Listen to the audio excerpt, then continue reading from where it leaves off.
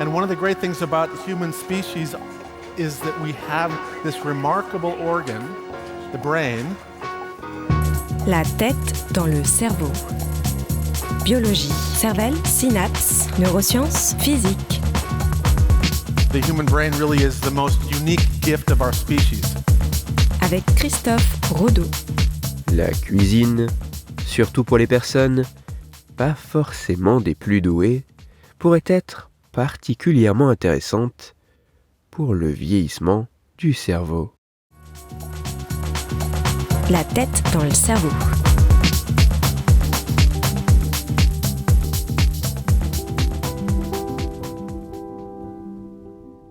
Alors que les rayons de supermarché regorgent de plats préparés qu'il suffit de réchauffer pour les manger, alors qu'il est possible d'acheter un peu partout un plat chaud à emporter, alors qu'une banale application permet de se faire livrer son repas prêt à consommer sur le pas de sa porte, est-ce que le fait de cuisiner soi-même son repas peut apporter quelque chose, ou n'est-ce qu'une simple perte de temps?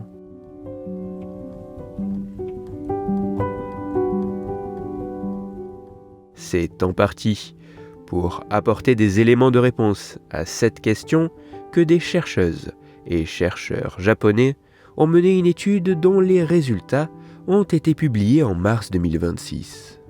Pour leurs travaux, les scientifiques se sont intéressés aux réponses fournies sur une période de 6 ans par près de 11 000 japonaises et japonais âgés d'au moins 65 ans à des questionnaires évaluant des éléments comme la fréquence avec laquelle ils cuisinent leur repas, leur niveau de compétences culinaires ou encore la présence d'une forme de déclin pathologique de leur fonction cérébrale.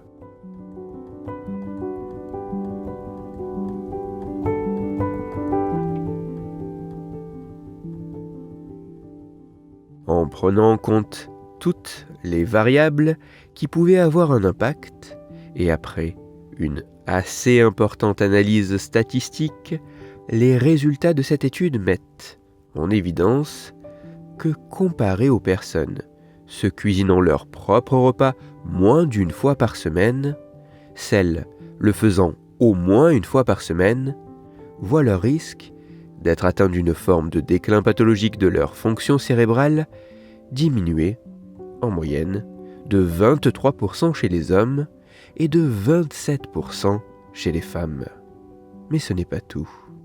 Car lorsque cette même comparaison est effectuée entre des individus ayant peu de compétences en matière culinaire, le fait de se cuisiner son propre repas au moins une fois par semaine est associé à une diminution d'être atteint d'une forme de déclin pathologique des fonctions cérébrales d'en moyenne 67%.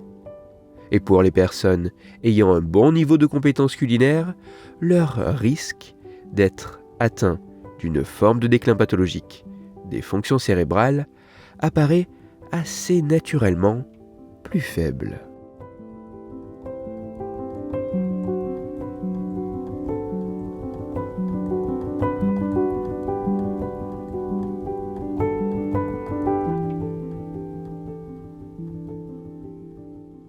Même si ces résultats demandent à être confirmés par d'autres études sur des individus au profil plus divers et avec des mesures moins déclaratives et corrélatives, et même si les mécanismes cérébraux précis à l'œuvre restent à être clairement mis en évidence, contrôle de l'alimentation, augmentation de l'activité physique, stimulation des fonctions cérébrales, il apparaît que se cuisiner régulièrement ses propres repas pourrait ne pas être anodin sur le vieillissement du cerveau. En effet, la cuisine, surtout pour les personnes pas forcément des plus douées, pourrait réduire le risque de voir ces fonctions cérébrales décliner de manière pathologique avec le passage des années. Pour aller plus loin, je vous renvoie vers un article disponible gratuitement en ligne qui a pour titre « Faire la cuisine, au moins une fois par semaine, pourrait réduire jusqu'à 67% le risque de déclin cognitif », révèle une étude sur 11 000 personnes. Il est écrit par Oriane Polge et il est à retrouver sur le site scienceetvie.com.